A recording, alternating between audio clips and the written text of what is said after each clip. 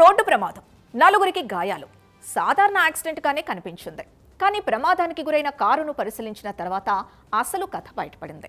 కారులో కనిపించిన గంజాయి, మద్యం బాటిల్లో ఒక్కసారిగా ఎన్నో అనుమానాలకు తెరలేపాయి. అంతేకాదు, ప్రమాదం తర్వాత కారును అక్కడే వదిలివేసి వెళ్లిన ఇద్దరు ఎస్ఐలు ఈ కేసుని మరింత సస్పెన్స్ లోకి నెట్టారు. అసలు ఆ ప్రమాదం వెనుక కథ ఏంటి? కారులో గంజాయి, మద్యం బాటిల్లు అక్కడికి ఎలా వచ్చాయి?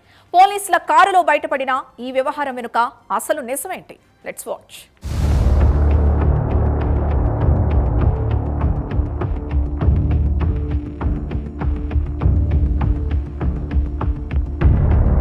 ప్రకాశం జిల్లా అద్దంకి మండలం శంకవరప్పాడు బల్లికురవ నుంచి అద్దంకి వైపు వస్తున్న ఓ కారు ఎదురుగా వస్తున్న ఆటోతో పాటు ద్విచక్ర వాహనాన్ని ఢీకొట్టింది.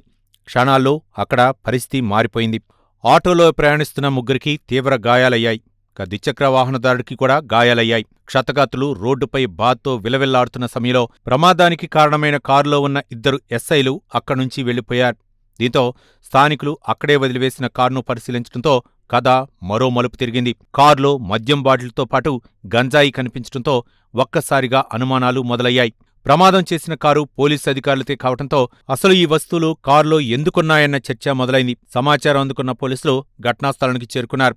అయితే కారులోని దృశ్యాలను సెల్ఫోన్లో చిత్రీకరిస్తున్న యువకులను అడ్డుకోవడంతో అక్కడ మరో వివాదం తలెత్తింది. దీంతో ఓ రోడ్డు ప్రమాదం కాస్త పోలీసుల కారులో బయటపడిన గంజాయి, మద్యం బాటిల వ్యవహారంగా మారింది. అయితే ఈ వ్యవహారంపై పోలీసుల వివరణ మాత్రం మరోలా ఉంది. ఇద్దరు ఎస్ఐలు కూడా ప్రమాదంలో గాయపడ్డారని, గాయపడిన వారిని ఆసుపత్రికి తరలించారని దర్శి డీఎస్పీ చెబుతున్నారు. కారులో దొరికిన గంజాయి, మద్యం బాటిలు గతంలో జరిగిన దాడిలో స్వాధీనం చేసుకున్నవేనని పోలీసుల వాదన. అయితే బాధితులు, స్థానికుల ఆరోపణలు మాత్రం భిన్నంగా ఉన్నాయి. దీంతో ప్రమాదం వెనుక అసలు ఏం జరిగిందన్నదే ఇప్పుడు ఉత్కంఠంగా మారింది. ప్రమాదం ఒక్కటే, కానీ ఆ కారులో బయటపడిన గంజాయి, మద్యం బాటిలు ఈ కథను మరో కోణంలోకి తీసుకెళ్లాయి. అసలు నిజం దర్యాప్తులో తేలాల్సి ఉంది.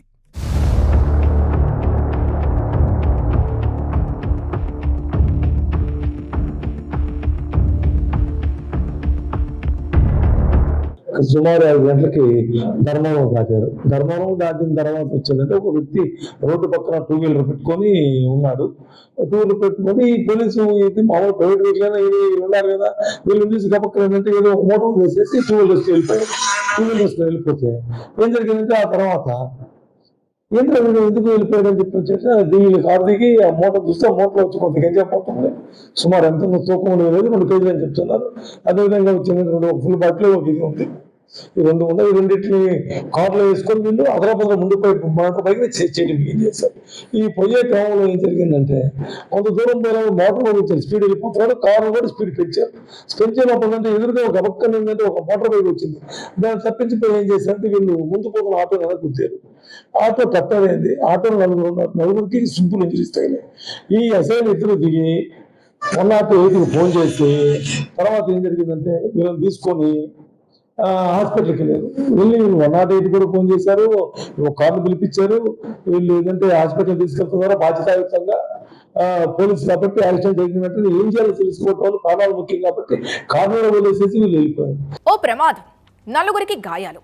కానీ అదే ప్రమాదం ఓ కారులో దాగున్న మరో కథను బయటపెట్టింది. పోలీసుల వాహనంలో గంజాయి, మద్యం బాటిల్లు కనిపించడం కలకలం రేపింది. అయితే అవి గతంలో స్వాధీనం చేసుకున్నవేనని పోలీసులు చెబుతూ ఉండగా ఘటనపై మరోవైపు ఆరోపణలు వినిపిస్తున్నాయి. ప్రమాదంలో గాయపడిన బాధితుల వేదన ఒకవైపు, పోలీసుల వివరణ మరోవైపు. ఈ వ్యవహారంలో నిజానిజాలు దర్యాప్తులోనే తేలాల్సింది. ఒక రోడ్డు ప్రమాదం ఎన్నో అనుమానాలకు దారితీసింది. బయటపడిన ప్రతి ఆధారం వెనుక మరో కథ ఉన్నట్లుగా కనిపించింది. ఇప్పుడు నిజం వెలుగులోకి రావడమే కీలకం. తప్పు ఎవరిదైనా బాధ్యత మాత్రం తప్పించుకోలేనిదిగా ఉండాలి.